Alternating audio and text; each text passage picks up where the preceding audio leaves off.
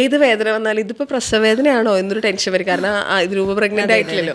ഇതെങ്ങനെയാ നമ്മൾ മനസ്സിലാക്കുക ഇത് ലേബർ പെയിൻ ആണ് എന്ന് മനസ്സിലാക്കാൻ പറ്റുന്ന ലക്ഷണങ്ങൾ എന്തൊക്കെയാ? ഒന്ന്, നമുക്ക് പെയിൻ വരുമ്പോൾ ഡിസ്മെനോറി, അതായത് പീരീഡ്സിന്റെ സമയത്തുള്ള പോലത്തെ നടുവേദന വരും.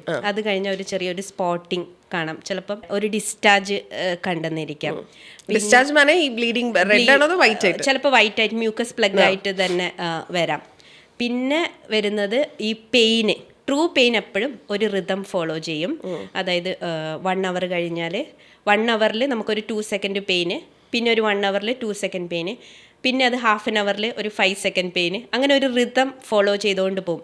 ഫോൾസ് പെയിൻ ആണെങ്കിൽ 1 മണിക്കൂറിൽ കുറച്ച് നേരത്തേക്ക് പെയിന് വന്നു, പിന്നെ അത് 3 മണിക്കൂർ കഴിഞ്ഞിട്ട് വരുന്നു, പിന്നെ ഇല്ല, പിന്നെ നെക്സ്റ്റ് ഡേ. അപ്പോൾ പെയിന് വന്ന ഉടനെ നമ്മൾ ഹോസ്പിറ്റലിലേക്ക് പോകേണ്ട ആവശ്യമില്ല. കുറച്ചൊന്ന് വെയിറ്റ് ചെയ്തിട്ട് ആ പെയിനിൻ്റെ ഇൻറ്റൻസിറ്റി കൂടുന്നുണ്ടോ നോക്കിയിട്ട് ഹോസ്പിറ്റലിലോട്ട് പോയാൽ മതി. ഒരു ചോദ്യം കൂടെ ചോദിക്കാനുണ്ട്. അതായത് ഞാനൊക്കെ പ്രഗ്നന്റ് ആയിരുന്ന സമയത്ത് അമ്മയൊക്കെ പറഞ്ഞു കേട്ടിട്ടുണ്ട് നെയ്യ് ധാരാളം ഭക്ഷണത്തിൽ ഉൾപ്പെടുത്തണം, അതുകൊണ്ട് കൊച്ചിങ്ങനെ ഷൂന്ന് പറഞ്ഞിട്ട് പോരുന്നത്. ശരിക്കും അങ്ങനെ സംഭവിക്കും? അങ്ങനെ ഒരിക്കലും സംഭവിക്കുന്നതായിട്ട് കണ്ടിട്ടില്ല പ്രാക്ടീസിൽ. കാരണം എന്താണെന്ന് വെച്ചാൽ നെയ്യൊക്കെ ധാരാളം കഴിച്ച ആൾക്കാർ പ്രസവ വേദന കൊണ്ട് അതെ ബുദ്ധിമുട്ട് അനുഭവിച്ച ആൾക്കാർ കുറേ പേരുണ്ട്. അപ്പം ഞാൻ പറഞ്ഞില്ലേ, pain is in the mind. ആ പെയിന് നമുക്ക് കുറക്കാൻ പറ്റിയാൽ ഈസി ആയിട്ട് ഡെലിവറി നടക്കും. ഇത് 100% ഷുവറാണ്.